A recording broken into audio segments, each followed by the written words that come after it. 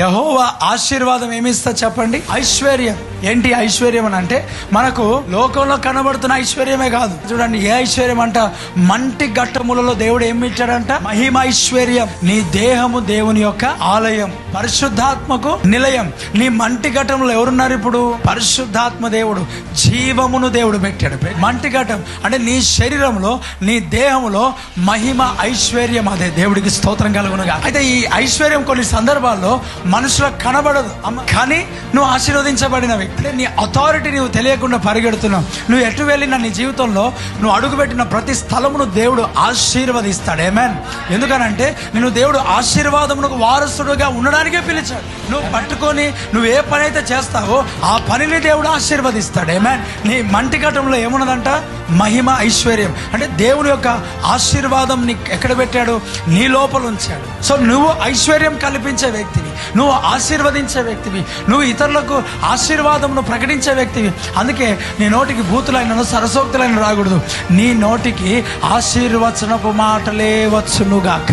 శాపవచనం రాకూడదు, కీడుకు ప్రతి కీడు రాకూడదు. 2 కొరింథీయులకు రాసిన పత్రిక 6వ అధ్యాయం 10వ వచనం. మేము దరిద్రులమైనట్లు కనబడుతున్నాం. ఐశ్వర్యం బయటికి కనబడతాయి, ఆశీర్వాదం బయటికి కనబడతలేదు. మేము దరిద్రులమైనట్టు కనబడుతున్నప్పటికీ కూడా మేము అనేకులకు ఏం కలిగించేవారం అంట?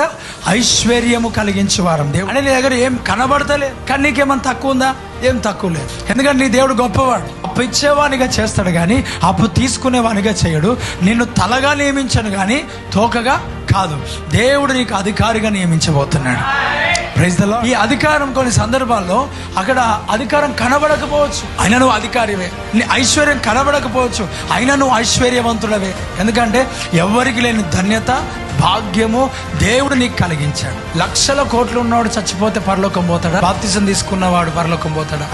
మరి నీ ఆధిక్యత ఎంత గొప్పది. నీ జీవితంలో డబ్బు కలిగి ఆ చంద్రమండలం పైన స్థలం కొనగలవేమో, హోటల్లో వెళ్ళి టిఫిన్ చేయగలవేమో, కానీ పరలోక రాజ్యంలో స్థలం కొనాలంటే నీ వల్లగా అది ఉచితముగా ప్రవేశించబడ్డాడు. నీవు పరలోక రాజ్యానికి వెళ్ళాలని అంటే, నువ్వు దేవుని రాజ్యంలోకి చేరాలంటే యేసు రక్తము ద్వారానే, యేసే మార్గమై ఉన్నాడు. ఆయన తప్ప వేరొక మార్గం నీ జీవితంలో లేడు. ప్రైజ్. ఆయన నువ్వు కలిగి ఉన్నావు. ఆయన ఆశీర్వాదములకు వారసులు అగుటకు నిన్ను ఆయన ఏం చేశాడంట? పిలిచాడు. నీ లోపల ఆయన ఏమి ఉంచాడంట? మహిమ, దేవుని యొక్క ఐశ్వర్యం ఉంచాడు. Praise the lord. ఐగుప్తుకి ఎందుకు వచ్చాడు యాకోబు? కరువు. ఏం లేదు ఆయనకి, తిండి లేదు. ఐగుప్తుకి ఎందుకు వచ్చాడు? తిండి కొరకు. ఐగుప్తుకు వచ్చిన ఈ యాకోబు ఫరో ఎదురుపడగానే యాకోబు ఫరోను దీవించను. ఈ ఇశ్రాయేల్ ఎవరో తెలుసా? గొర్రెల కాపరులు. గొర్రెల కాపరులు అంటే ఐగుప్తులకు ఏమంట? హేయమైన వారు. గొర్రెల కాపరులు హేయంగా ఉన్నారు. ఎవరికైతే ఆయన దగ్గరికి వెళ్ళి ఫరోను దీవించాడంట. Praise the Lord. అంటే నువ్వు దరిద్రుడైనట్లుగానే ఉన్నావు. నీ లోపల ఉన్న ఐశ్వర్యం నీకు తెలుస్తలే. దేవుడు నీ లోపల గొప్ప ఐశ్వర్యం పెట్టాడు. నిన్ను దేవుడు ఆశీర్వాదమునకు వారసులాగుటకే పిలిచాడు. Praise the Lord. నీ ఐశ్వర్యం ఇతరులకు ఇచ్చుదువు గాక.